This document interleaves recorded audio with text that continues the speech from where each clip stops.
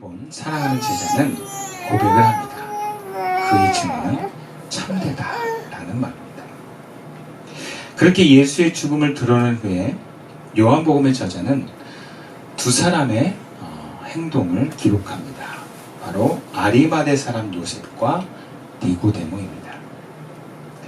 아리마대 사람 요셉의 기록은 마태, 마가, 누가에도 기록이 되어 있는데 니고데모의 이야기는 요한복음이 유일합니다.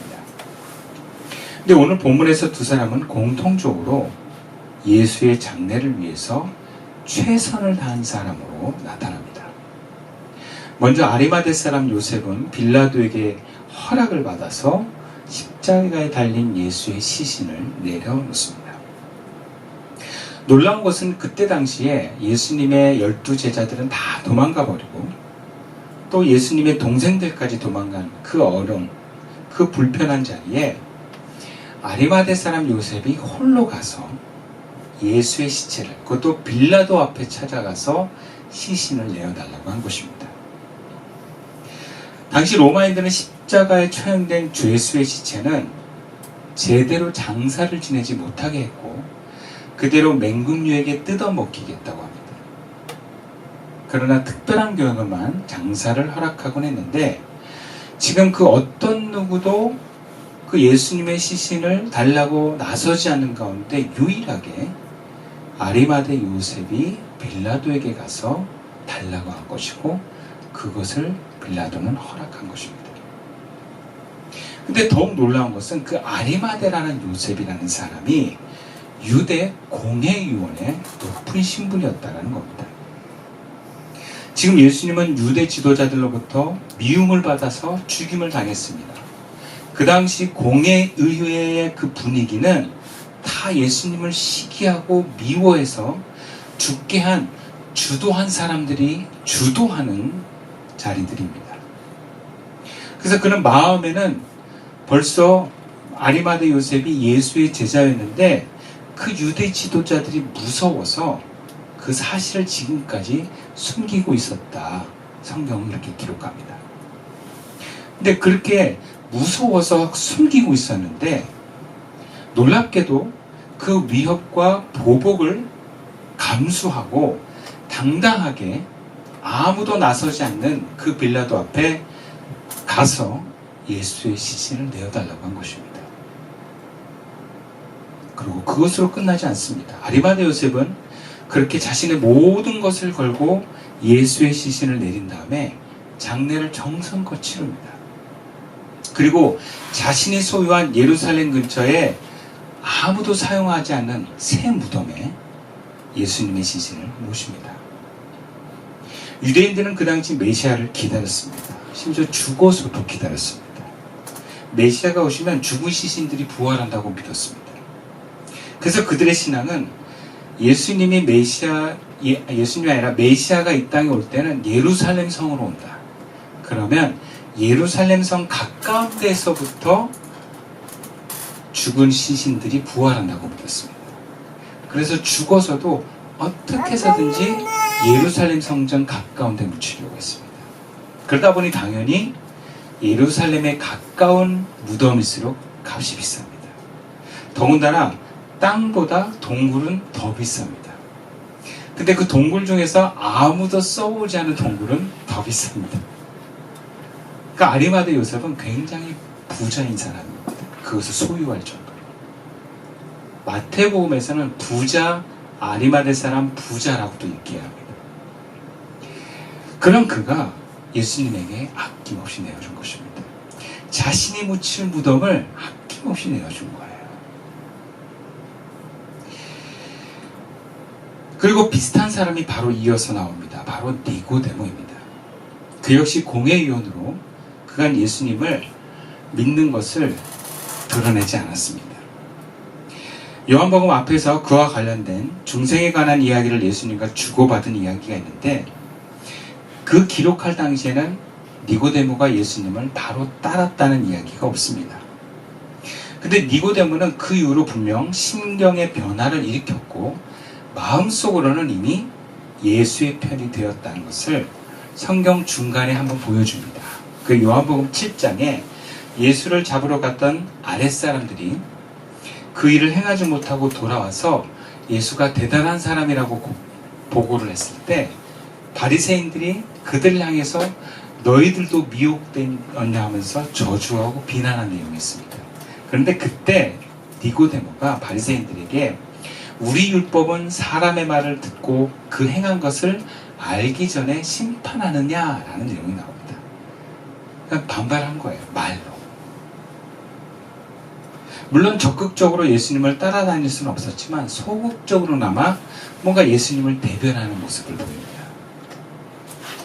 그래도 그는 예수가 십자가에 매달려 죽으실 때까지 그 역시 아리마대 요셉처럼 드러내놓고 예수님의 제자임을 알리지 않았습니다. 아마 그도 유대인들이 무서웠을 것입니다. 그리고 만약에 자기가 갖고 있는 이 공회의원이라는 이 지위와 위치를 뭔가 빼앗기거나 손해를 받을 것에 대한 두려움도 있었을 것입니다. 그런데 지금 아리마대 요셉과 함께 장례를 치르고 있습니다. 그냥 아리마대의 일에 몸만 도와준 것이 아니라 장례를 위해서 몰약과 침향 섞은 것, 그것을 100근쯤 가져와서 적극적으로 그 염을 줬습니다. 근데 여기 몰향과 침향은 값비싼 향료인데 가끔 왕자의 장례에 사용됐다고 합니다. 그 양이 100리트라, 즉 100근이에요. 100근. 이게 환산하면 고체로는 30kg, 액체로는 36리터라고 합니다. 얼마나 대단한 양인지를 보여주는 거예요. 이 정도 양이면 왕의 장례식에 쓸 양이라고 합니다. 그러니까 누가 봐도 니고데모는 예수를 인정하고 사랑하는 자였습니다. 예수가 왕임을 그는 그의 행동을 통해서 드러낸 것입니다. 여기서 우리는 두 사람의 공통점을 발견하게 됩니다. 아리마대 요셉과 니고데모, 이 두 사람은 예수님의 살아계셨을 동안에는 마음으로만 예수님의 제자였습니다. 그러다가 예수님이 십자가에 돌아가시고 오히려 살아계셨을 때 따랐던 제자들이 다 없을 때 용기를 내어서 예수님의 장례를 위해 어마어마한 돈을 지불했던 것입니다. 성경은 그들이 마음으로만 예수님을 따르고 있을 때 아무런 기록을 하지 않았습니다. 그런데 그들이 용기를 내어서 예수를 위해, 비록 죽은 예수라고 할지라도 그 예수를 위해서 행동할 때 구체적으로 그 행동을 기록하고 있습니다. 예수님이 살아계셨을 때 따르다가 죽고 나서 흩어져 버린 제자가 훌륭하냐? 아니면 살아계셨을 때는 조용히 있다가 죽고 나서 제자의 본분을 그 이상으로 감당한 이 두 사람이 더 훌륭하냐? 누가 더 훌륭한지는 가늠할 수 없습니다. 그런데 분명한 것은 요한복음의 저자는 이들이 설령 죽은 자의 예수라고 할지라도 예수님의 편에 서서 용감하게 행동을 하고 또 아낌없이 자신의 소유를 내어놓을 때 그런 그들의 모습이 귀하다라는 것을 드러내고 있습니다. 이것은 이 편지를 읽는 성도들에게 너희들도 이들을 본받아야 된다고 말하는 메시지로 들리는 것입니다. 유대인으로 왕에 오신 예수님을 왕처럼 장례를 치르게 했던 이들의 용기와 헌신을 귀하게 여긴 것입니다.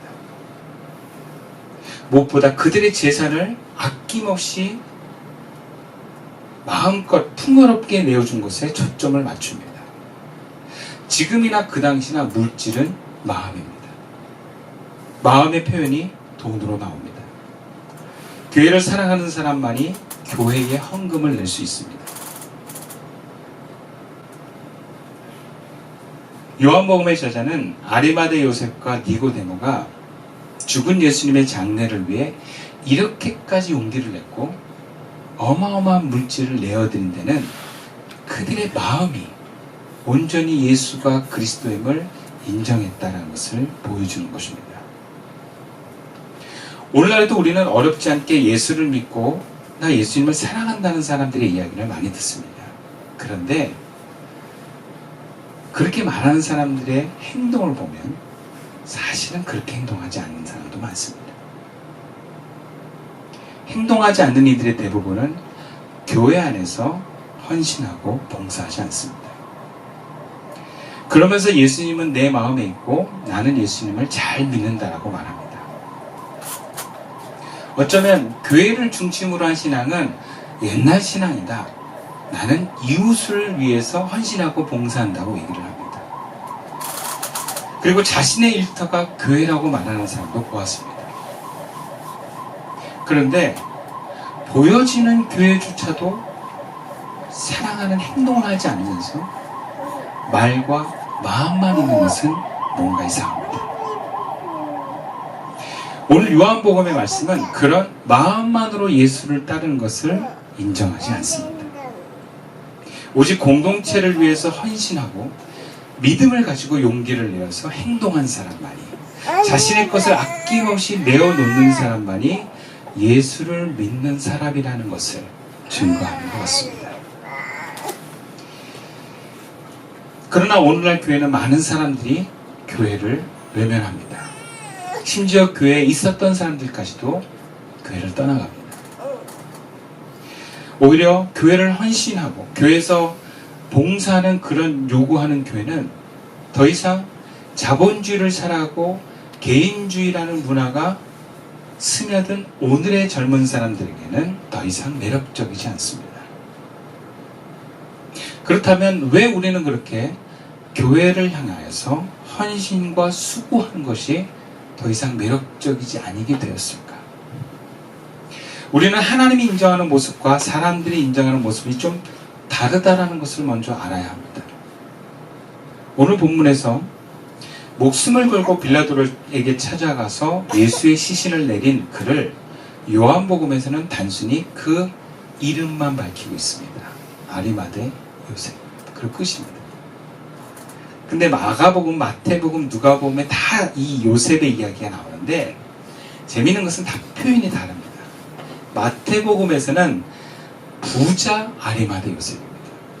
마가복음에서는 사내들인 의원이라고 구체적인 그의 소속을 이야기합니다.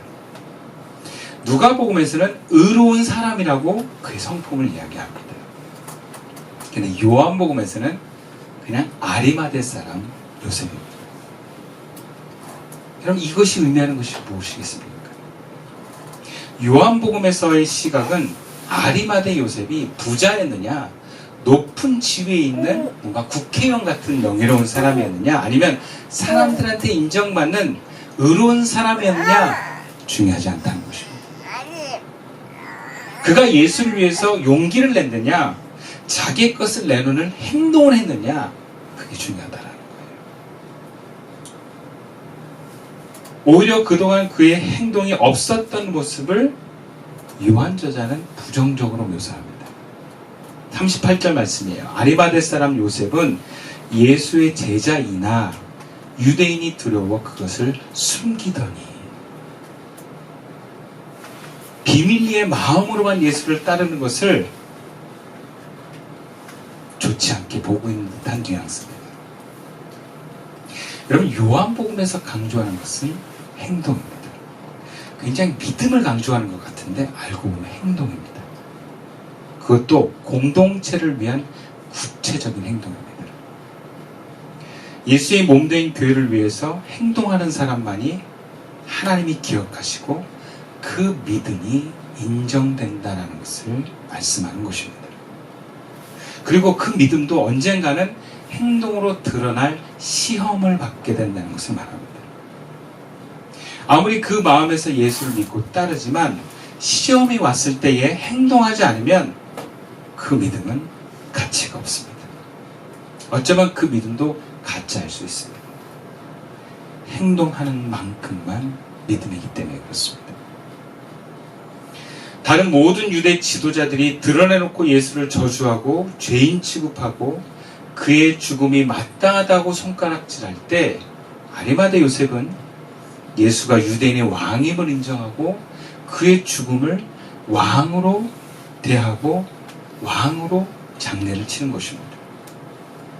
용기를 내어서 행동할 때 그의 믿음은 하나님께 인정을 받았습니다. 니고데모도 마찬가지입니다.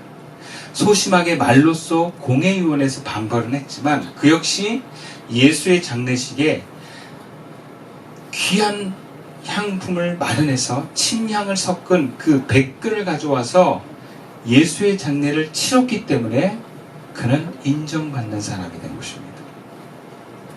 마음은 원효되 육신이 약하여 행동하지 않으면 그 마음도 인정받지 못합니다. 마음만으로는 하나님께 인정받을 수 없습니다. 하나님께서는 우리의 믿음을 보십니다. 그리고 그 믿음은 하나님을 기쁘시게 합니다. 그런데 이 믿음은 행동으로 증명될 때만 인정받는 믿음입니다. 그리고 그 믿음은 반드시 행동으로 증명될 수 있는 기회를 맞습니다. 그 기회는 행동할 기회입니다. 우리는 그 기회가 갔을 때 행동할 수 있는 선택이 있습니다. 행동 안 할 수도 있습니다. 아레마다 요셉 행동 안 할 수도 있습니다. 니고데모 역시 안 움직일 수 있습니다. 그냥 그 마음속에만 예수는 나의 스승이었다라고 끝나버릴 수 있어요. 그렇다면 그게 무슨 의미가 있겠는가라고 성경은 이야기하는 것 같습니다. 하나님께서는 오늘 우리들에게 행동하는 신앙인이 되라고 말씀하십니다. 그렇다면 우리는 구체적으로 무엇을 행동하는 것입니까? 첫 번째는 교회 공동체를 위해서 행동하라는 것입니다. 구체적으로 교회의 필요를 위해서 내 물질과 시간과 에너지를 내어드리라는 거예요. 여기서 예수님은 아리마다 요셉의 시신을 내릴 때 몸밖에 없습니다. 그 영혼은 하나님과 함께 계십니다. 근데 아리마다 요셉과 니고데모는 그 몸을 예수님이 살아계신 것처럼 최선을 다해서 모십니다. 다른 죄수들과 함께 그 몸이 버려지는 것을 막았고 그 시신을 가져다가 니고데모가 가져온 30kg의 향료를 바르고 3배로 감아서 왕처럼 굴에 모셨습니다. 아무도 사용해보지 않은 새 동굴에 예수님을 모십니다. 아리마다 요셉의 이전부터 마련한 가장 좋은 무덤, 아무도 사용하지 않은 새 무덤을 예루살렘 성 바로 옆에 있는 동산의 무덤에 장례를 치른 것입니다. 결국 이들의 헌신이 예수님의 육의 부활을 구현하는데 중요한 역할을 합니다. 여기서 예수님의 몸은 교회로 해석할 수 있습니다. 우리가 흔히 말하는 교회를 뭐라고 다르게 얘기하냐면 주님의 몸된 교회라고 합니다. 예수님이 교회에 갇힌 분은 아니시지만 교회를 통해서 우리는 예수님을 만납니다. 물론 우리가 믿고 의지하는 예수님은 시간과 공간을 초월해서 어디에나 계십니다. 교회 안에 갇힌 분은 아니에요. 그러나 우리는 주님을 향한 믿음을 드러내는 것이 바로 교회입니다. 교회의 예배, 교회의 헌신과 봉사가 바로 그 믿음을 드러낼 수 있는 곳입니다. 여러분, 예배도 믿음으로 드리지 않으면 예배를 온전히 드릴 수 없습니다. 하나님께 나아가는 예배는 믿음으로 드려야 돼요. 그 믿음이 무엇입니까? 아벨과 같은 정성스러운 예배입니다. 믿음이 없이는 예배를 정성스럽게 드릴 수 없습니다. 교회를 위해서 내 물질과 에너지와 시간을 떼어드리는 행동을 할 때 하나님은 우리를 인정하십니다.